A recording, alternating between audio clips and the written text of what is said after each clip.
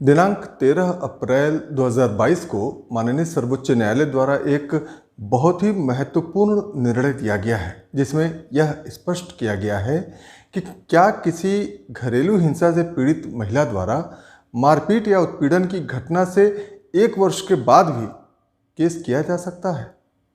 कामाक्षी बनाम लक्ष्मी नारायण के मामले में दिए गए इस निर्णय के तथ्य संक्षेप में इस प्रकार थे कि पीड़िता कामाक्षी की शादी दिनांक 7 सितंबर 2007 को हुई थी।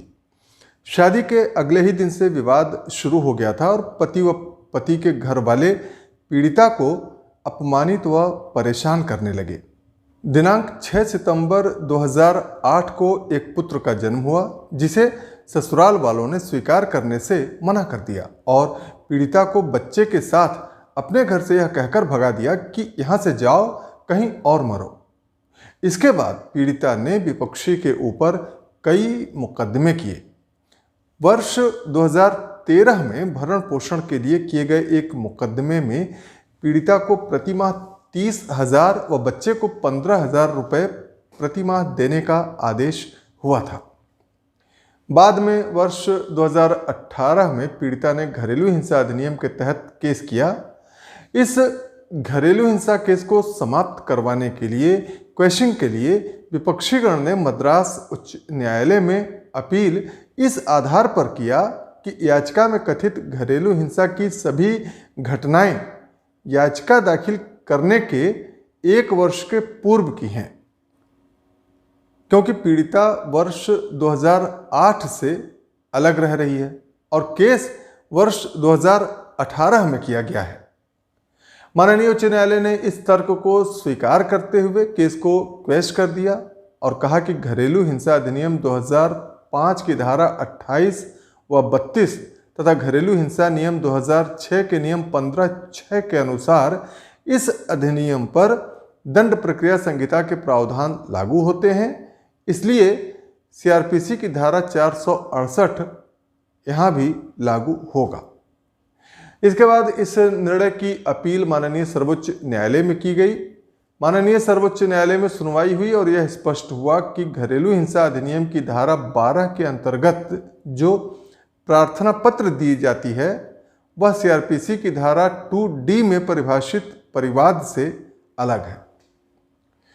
वास्तव में जब पीड़ित महिला धारा 12 के तहत मजिस्ट्रेट को कार्यवाही के लिए प्रार्थना पत्र देती है तो मजिस्ट्रेट दोनों पक्षों को सुनने के बाद और पत्रावली पर उपलब्ध साक्ष्यों व सबूतों के आधार पर उचित आदेश जारी कर सकते हैं और धारा 31 के तहत इन्हीं आदेशों का उल्लंघन ही दंडनीय अपराध होता है। इसलिए इसी अपराध का संज्ञान लेने के संबंध में सीआरपीसी की धारा 468 को लागू किया जा सकता है, न कि धारा 12 के तहत किसी पीड़ित महिला के द्वारा मजिस्ट्रेट के समक्ष परिवाद दाखिल करने के संबंध में इसे लागू किया जाएगा।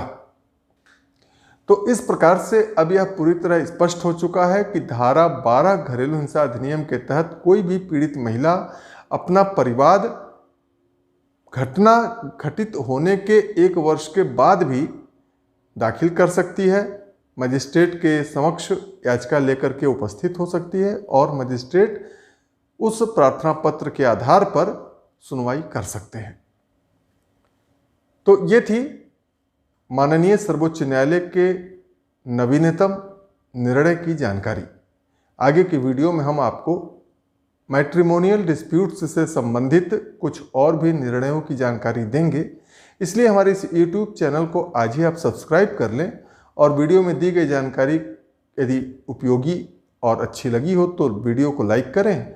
विधिक जागरूकता के उद्देश्य से बनाए गए इस वीडियो को ज़्यादा से ज़्यादा शेयर करना ना भूलें। धन्यवाद।